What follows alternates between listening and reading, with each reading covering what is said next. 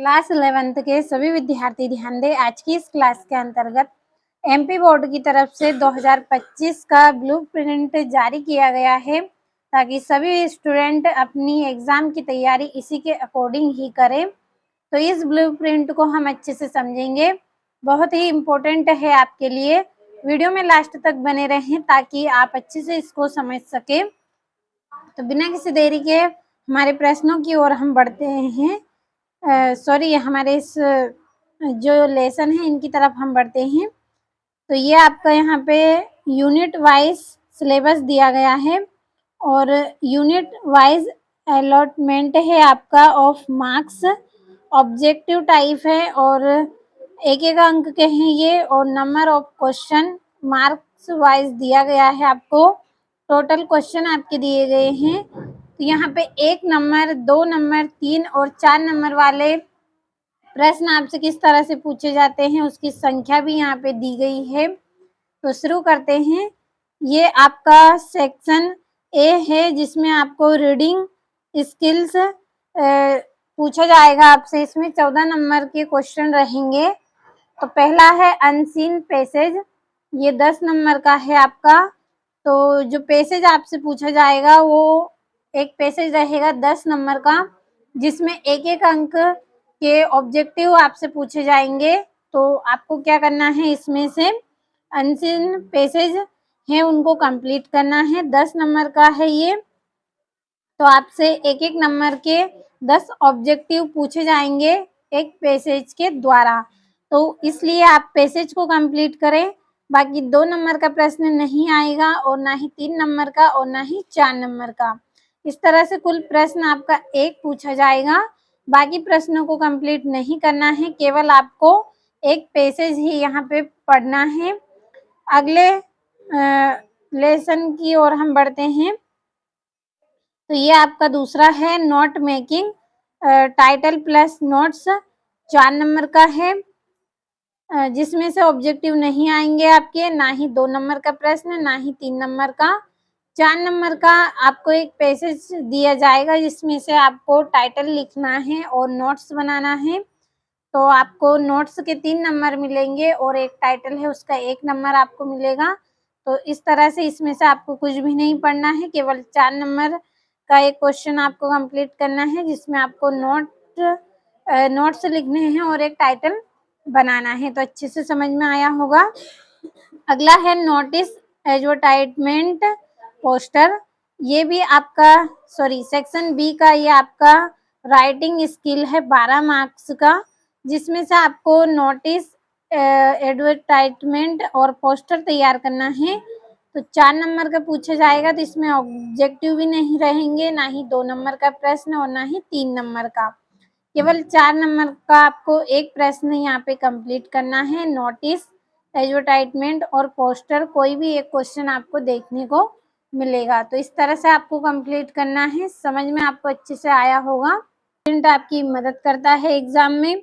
हर एक सब्जेक्ट का ब्लूप्रिंट आपको पढ़ना ज़रूरी है, क्योंकि ब्लूप्रिंट की सहायता से आपको काफ़ी मदद मिलती है। आप देख सकते हैं कि किस तरह से, तो जो ऐसे प्रश्नों में आप उलझे रहेंगे जो एग्जाम में नहीं आ रहे हैं उन्हीं को आप पढ़ेंगे, तो बाकी प्रश्नों की तैयारी आप कैसे कर पाएंगे।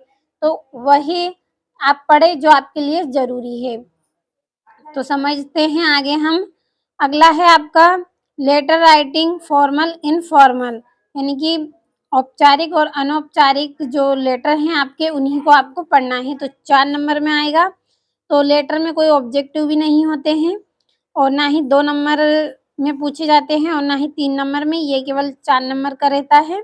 तो कुल प्रश्न की संख्या 1 रहेगी। इसमें से लेटर अच्छे से कंप्लीट करें आप, साथ में एप्लीकेशन भी पढ़े। अगला है long composition, article, report, speech और पैराग्राफ। तो आपको यहाँ पे क्या करना है, इसमें से 4 नंबर का दिया गया है। तो ऑब्जेक्टिव भी नहीं आएंगे, ना ही 2 नंबर का प्रश्न ना ही 3 नंबर का। 4 नंबर का एक प्रश्न रहेगा जिसमें आर्टिकल भी हो सकता है, एक रिपोर्ट भी लिखना होता है आपको, और एक स्पीच भी तैयार करनी होती है और एक पैराग्राफ भी। तो इन तीनों चारों में से आपको यहाँ पे 5 ऑप्शन दिए गए हैं। पांचों में से कोई एक भी आपका एग्जाम में आपको देखने को मिलेगा, तो आपको ये सभी कंप्लीट करना है, बाकी किसी भी प्रश्न को नहीं पढ़ना है। सेक्शन सी में आपकी ग्रामर है 10 नंबर की।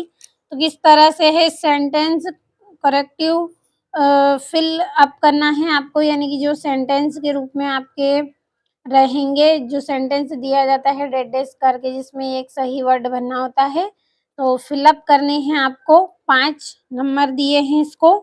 5 नंबर के आएंगे आपके इसमें से ऑब्जेक्टिव। एक-एक नंबर के 5 प्रश्न आपसे पूछे जाएंगे इसमें फिलअप में। तो अच्छे से ध्यान से कंप्लीट करें, अच्छे से समझ कर पढ़ें। ये यहाँ से 2, 3, 4 नंबर वाले नहीं पढ़ने हैं, केवल एक-एक नंबर के 5 प्रश्न आपको कंप्लीट करने हैं। 7वां है आपका डू इट डायरेक्टेड।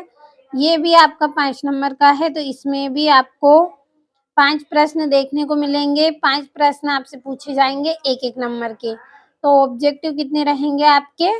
5 रहेंगे इसमें से एक-एक नंबर के। बाकी प्रश्नों को नहीं पढ़ना है आपको। इस तरह से प्रश्नों की संख्या 1 रहेगी आपकी। थोड़ा-सा छोटा कर लेते हैं ताकि आपको अच्छे से और भी समझ में आए, ऊपर भी आप यहाँ पे अंक आपके देख सकें। छोटा कर लेते हैं। तो यहाँ पे छोटा कर दिया है मैंने आपको समझाने के लिए। अगला है आपका सेक्शन डी है आपका टेक्स्ट बुक के यहाँ पे 44 मार्क्स आपको दिए गए हैं इसमें से। मतलब ये आपका पूरा इतना रहेगा सेक्शन डी में से। तो इसमें से आपका एक्सट्रैक्ट फ्रॉम रोज हर्बिल है आपका ये हॉर्नबिल। तो इसमें से आपका जो 8वां है 5 नंबर का दिया गया है आपको। तो इसमें से ऑब्जेक्टिव आएंगे आपके केवल 5। एक-एक नंबर के 5 ऑब्जेक्टिव आएंगे, तो उन्हीं को पढ़े। बाकी प्रश्नों के लिए आप अपना समय खराब ना करें, बाकी इनको नहीं पढ़ना है आपको। अगला है आपका 9वां ए एक्सट्रैक्ट फ्रॉम पोएट्री। और उसी तरह से जैसे ए नंबर वाला है, उसी तरह से बी नंबर वाला रहेगा आपका 9वें प्रश्न में ए बी कॉलम रहेगा।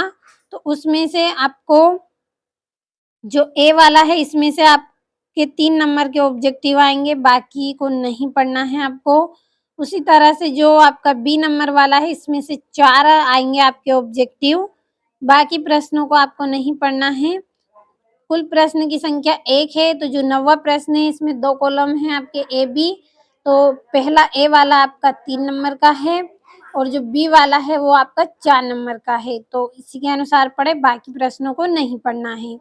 10वें में आपके शॉर्ट आंसर टाइप क्वेश्चन दिए गए हैं फ्रॉम प्रोज के। तो ये आपके 10 नंबर के हैं।